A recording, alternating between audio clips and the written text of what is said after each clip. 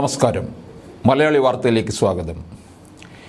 ബി.ജെ.പിയുടെ കേരളത്തിലെ A class മണ്ഡലങ്ങളിൽ ഒന്നാണ് തിരുവനന്തപുരം.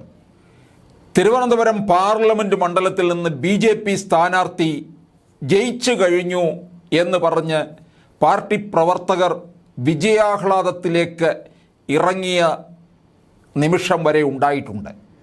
അങ്ങനെയുള്ള മണ്ഡലം ഇവർക്ക് തീർച്ചയായിട്ടും വിജയത്തിലെത്തിക്കാം എന്ന് കഴിയുന്നുണ്ട്.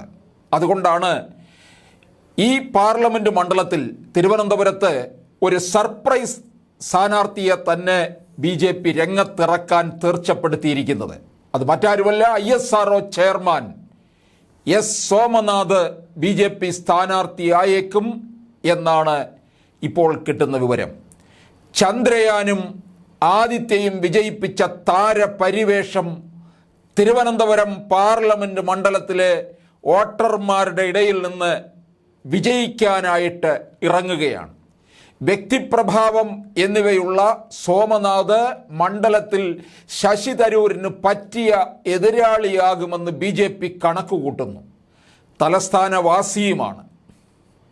പത്തനംതിട്ടയിൽ ഉണ്ണി മുകുന്ദൻ കേസ് ചിത്ര സമ്മതം മൂളിയാൽ എ ക്ലാസ് മണ്ഡലത്തിലും ഇറക്കും എന്നാണ് പാർട്ടിയുടെ തീരുമാനം.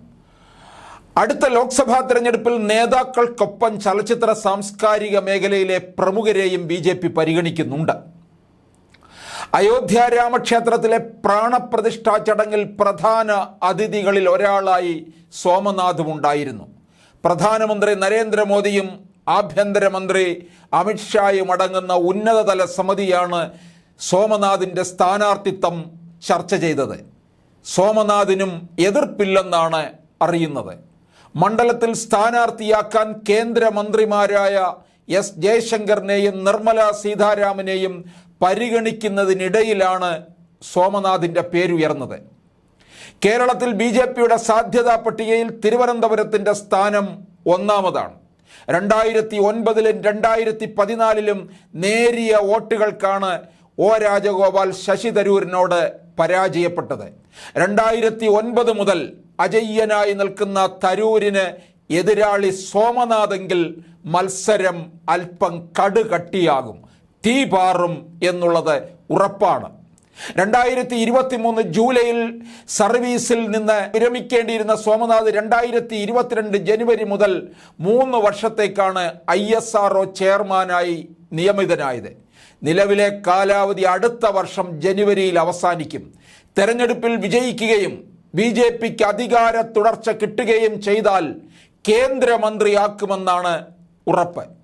ആലപ്പുഴ ജില്ലയിലെ തുറവൂരിൽ ജനിച്ച് മലയാളം മീഡിയം സ്കൂളിൽ പഠിച്ചാണ് സോമനാഥ് ഇന്ത്യയിലെ ഏറ്റവും ഉന്നതമായ ശാസ്ത്ര പദവിയിലെത്തി നിൽക്കുന്നത്.